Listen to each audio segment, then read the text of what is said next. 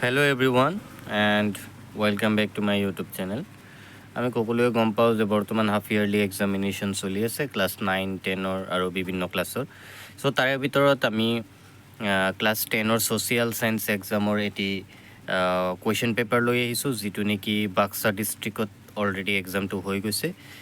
চ' ইয়াত তোমালোকে এইটো পেপাৰ প্ৰেক্টিছৰ কাৰণে ৰাখিবা। ইয়াত সম্পূৰ্ণৰূপে হাফ ইয়াৰলি এক্সামিনেশ্যনৰ পেটাৰ্ণ ফ'ল' কৰি বনোৱা হৈছে। আৰু যিহেতু এইটো প্ৰেক্টিছ পেপাৰ, চ' তোমালোকক আনচাৰবোৰ মই কৈ নিদিওঁ, তোমালোকে প্ৰেক্টিছ কৰিবা। আৰু যদি কেতিয়াবা দৰকাৰ পৰে যে কোনো এটা কুৱেশ্যনৰ আনচাৰ তোমালোকে বুজি পোৱাত বা আনচাৰটো কৰাত অসুবিধাৰ সন্মুখীন হ'ব লগা হয়, তেতিয়াহ'লে তোমালোকে এইটো ভিডিঅ'ৰ কমেণ্ট ছেকশ্যনত কমেণ্ট কৰিব চেষ্টা কৰিবা। I will try to solve it. So' পোনপ্ৰথমে আছে এলাহাবাদ সন্ধিৰ জৰিয়তে ইষ্ট ইণ্ডিয়া কোম্পানীয়ে, ইয়াত অপশ্যনছখিনি দিয়া আছে। বংগ, বিহাৰ, উৰিষ্যাৰ ওপৰত ৰাজনৈতিক কৰ্তৃত্ব লাভ কৰিছিল। 2 নম্বৰ দিয়া আছে কেৱল বংগ আৰু বিহাৰৰ ওপৰত ৰাজনৈতিক কৰ্তৃত্ব লাভ কৰিছিল। চ' এইখিনি 3টা অপশ্যন দিয়া আছে। তাৰপিছত কৰেছপণ্ডেণ্টলি অপশ্যনছবোৰ দিয়া আছে। চ' তোমালোকে আনচাৰটো উলিয়াবা। তাৰপিছত আছে ঐক্যবদ্ধ বংগ এটা বৃহৎ শক্তি, দ্বিখণ্ডিতকৰণেৰে বৃহৎ বংগ শক্তিক ভাঙি ছিঙি চুৰমাৰ কৰিব। চ' ইয়াত অপশ্যন এ দিয়া আছে হাৱাৰ্ড ৰিজলি, লৰ্ড কাৰ্জন, তাৰপিছত উইলিয়াম ৱাৰ্ডৰ, লৰ্ড উইলিয়াম বেণ্টিং। চ' ইয়াৰ শুদ্ধ উত্তৰটো তোমালোকে বিচাৰি উলিয়াবা। তাৰপিছত আছে নম্বৰ 3, কংগ্ৰেছৰ কোনজন শীৰ্ষ নেতাৰ আহ্বান মৰ্মে গোপাল কৃষ্ণ গোখলেই নাইটহুড উপাধি ব্ৰিটিছ চৰকাৰক উভতাই দিছিল। অপশ্যনখিনি দিয়া আছে, তোমালোকে চাবা। তাৰপিছত আছে নম্বৰ 4, লৰ্ড কাৰ্জনে ঘোষণা কৰা বংগভংগৰ 4 দফীয়া আঁচনিৰ 3য় দফাত উল্লেখ থকা শুদ্ধ তথ্যখিনি বাছি উলিওৱা। আৰু ইয়াত ইংৰাজী মিডিয়াম যিহেতু দিয়া হোৱা নাই, ইয়াত অসমীয়া আৰু হিন্দী মিডিয়ামেই দিয়া আছে। চ' তাৰপিছত আছে ইয়াত 4 নম্বৰ কুৱেশ্যন। এই বছৰ মানে কুৱেশ্যনবোৰ অলপ ক্ৰিটিকেলি এনালাইজ কৰা হ'ব। ক্ৰিটিকেলি এনালাইজ কৰিব লাগিব, কাৰণ কুৱেশ্যনৰ পেটাৰ্ণবোৰ সম্পূৰ্ণ পৃথক অন্য বছৰৰ তুলনাত। তাৰপিছত আছে নম্বৰ 5, সত্যাগ্ৰহৰ কৌশল গান্ধীয়ে কোন দেশত পোনপ্ৰথমতে প্ৰয়োগ কৰিছিল। তাৰপিছত আছে নম্বৰ 6, মহাত্মা গান্ধীৰ নেতৃত্বত অসহযোগ আন্দোলন চলিছিল। অপশ্যনখিনি ইয়াত দিয়া আছে।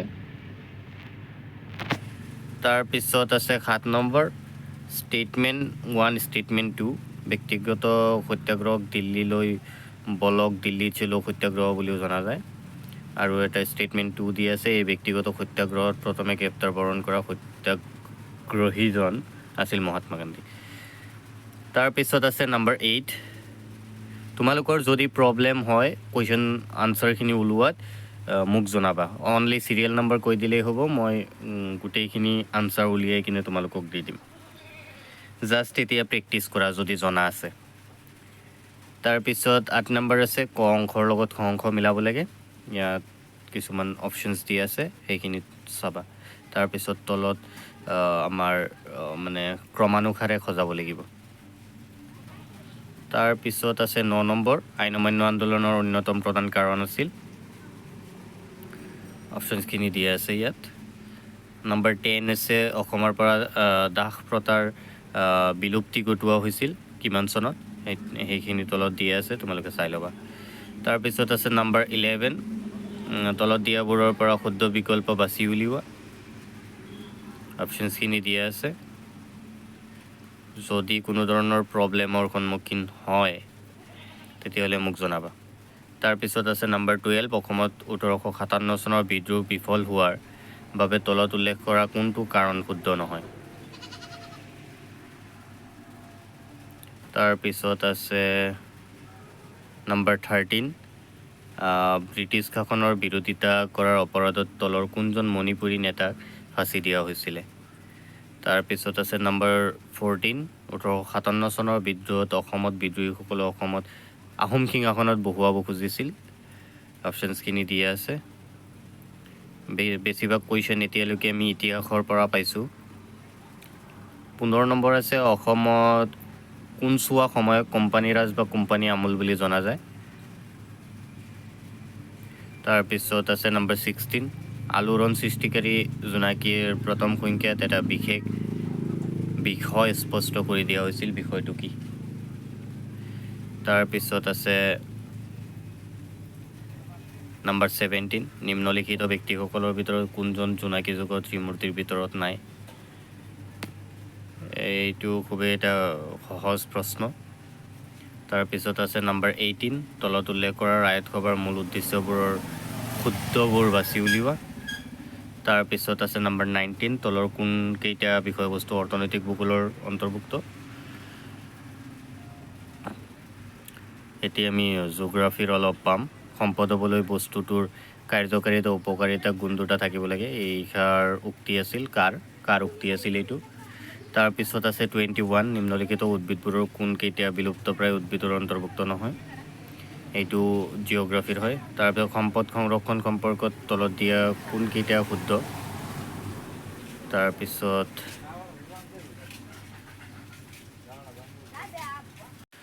23 আছে ভূপৃষ্ঠত জলমণ্ডলে আগুৰি থকা অংশ হ'ল। তাৰপিছত 24 আছে নিম্নলিখিত কোনবোৰ গেছে ভূপৃষ্ঠৰ পৰা প্ৰতিফলিত সৌৰশক্তি শোষণ কৰিব পাৰে? 25 আছে আঞ্চলিক সমস্যাৰ বিষয়ে। চ' ভূগোলৰ প্ৰথম দ্বিতীয় চেপ্টাৰত এইবোৰ পাই যাবা। তোমালোকে প্ৰেক্টিছ কৰি কিনে যদি ধৰি লোৱা তোমালোকৰ মুখস্থ নাই বা জনা নাই, তোমালোকে বুকত ট্ৰাই কৰিবা যে এইবোৰ পোনপটীয়াভাৱে দিয়া আছেনে নাই। যদি নাই তেতিয়াহে তোমালোকে জনাবা। মই বুলিয়েই নহয়, যিকোনো এডুকেশ্যনেল ইনষ্টিটিউশ্যন বা এডুকেশ্যনেল প্লেটফৰ্মত তোমালোকে সুধি দিবা। তাৰপিছত 26 দিয়া আছে এছাৰশ্যন আৰু ৰিজনৰ কুৱেশ্যনো আহি থাকে। তাৰপিছত আছে 27, মৰুকৰণৰ প্ৰক্ৰিয়া কাৰকসমূহ আৰু কোনবোৰ কাৰক শুদ্ধ আৰু অশুদ্ধ? তাৰপিছত আছে 28, তলত দিয়া তথ্যবোৰৰ পৰা শুদ্ধ তথ্যবোৰ বাছি উলিওৱা। ইয়াত কিছুমান তথ্য দিয়া আছে, সেইবোৰৰ পৰা শুদ্ধ তথ্য উলিয়াব লাগে। মহাসাগৰৰ কোনটো অংশ আটাইতকৈ গভীৰ?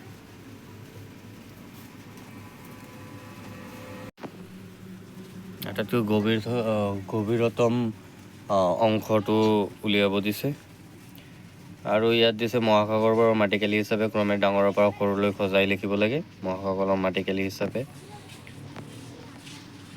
তাৰপিছত 31 আছে আটলাণ্টিক মহাসাগৰত থকা দ্বীপবোৰ হ'ল আটলাণ্টিক মহাসাগৰত থকা দ্বীপবোৰ। তাৰপিছত আছে ইউৰোপ মহাদেশক এছিয়া মহাদেশৰ পৰা পৃথক কৰিছে কোনটো পৰ্বতমালাই?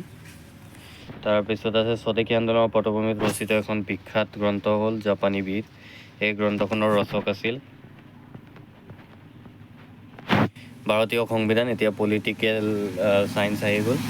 ভাৰতীয় সংবিধানৰ প্ৰস্তাৱনাৰ সম্পৰ্কে এ আৰু বি যুক্তি দুটা চাই শুদ্ধ উত্তৰটো বাছি উলিওৱা। তাৰপিছত আছে 35, 1970s তাৰপিছতে আছে 1976 চনত সংবিধানৰ 42 নং সংশোধনীৰ জৰিয়তে তিনিটা গুৰুত্বপূৰ্ণ শব্দ ভাৰতৰ সংবিধানৰ প্ৰস্তাৱনাত সন্নিৱিষ্ট কৰা হৈছিল। সেই শব্দকেইটা হ'ল।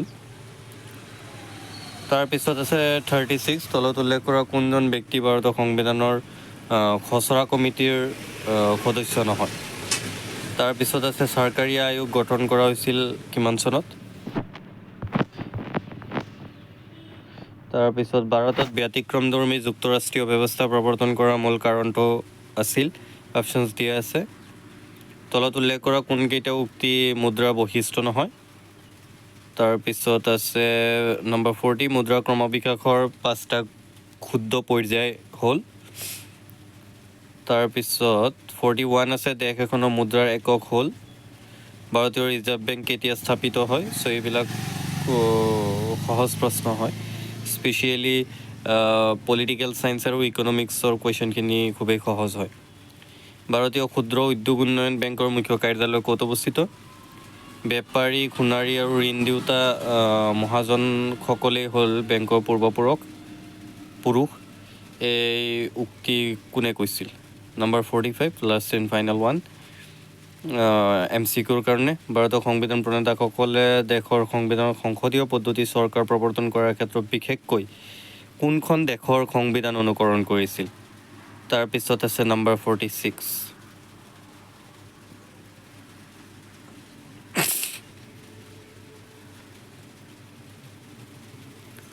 নম্বৰ 46ত আছে বংগ বিভাজনে সৃষ্টি কৰা পূৰ্ববংগ আৰু অসম নামৰ প্ৰদেশখনৰ সৈতে সংলগ্ন হোৱা বংগদেশৰ প্ৰধান 3টা ভৌগোলিক সংমণ্ডল কি আছিল আৰু ইয়াৰ মুঠ মাটিকালি কিমান আছিল? তাৰপিছত 47 আছে কোনে কেতিয়া আৰু কি উদ্দেশ্যেৰে ভাৰতলৈ কেবিনেট মিছন পঠিয়াইছিল? 48 আছে অসমৰ 1857 চনৰ বিদ্ৰোহ বিফলতাৰ 2টা কাৰণ উল্লেখ কৰা। 49 আছে সম্পদক সংৰক্ষণ বুলিলে কি বুজা? সম্পদ সংৰক্ষণৰ যিকোনো 2টা পদ্ধতি চমুকৈ লিখা। তাৰপিছত আছে পৰিৱেশ পৰিৱৰ্তনৰ প্ৰধান কাৰকবোৰ চমুকৈ উল্লেখ কৰা। 51 আছে স্বদেশী আন্দোলনৰ সময়ছোৱাত জাতীয় শিল্পৰ বিকাশ কেনেদৰে হৈছিল চমুকৈ লিখা। সত্যাগ্ৰহ বুলিলে কি বুজা? যি 3টা স্থানীয় বিবাদৰ ক্ষেত্ৰত গান্ধীয়ে সত্যাগ্ৰহৰ প্ৰথমতে প্ৰয়োগ কৰিছিল সেই 3টাৰ বিষয়ে চমুকৈ লিখা। বা জালিয়ানৱালাবাগৰ হত্যাকাণ্ড কেতিয়া সংঘটিত হৈছিল এই হত্যাকাণ্ডৰ বিষয়ে চমুকৈ বৰ্ণনা কৰা।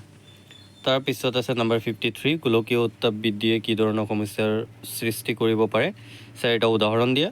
ফুলগুৰি দাৱাৰ ওপৰত এটি টোকা লিখা। তাৰপিছত আছে ইংলেণ্ডৰ সংসদীয় গণতন্ত্ৰ আৰু ভাৰতৰ সংসদীয় গণতন্ত্ৰৰ মাজত থকা 3টা পাৰ্থক্য লিখা।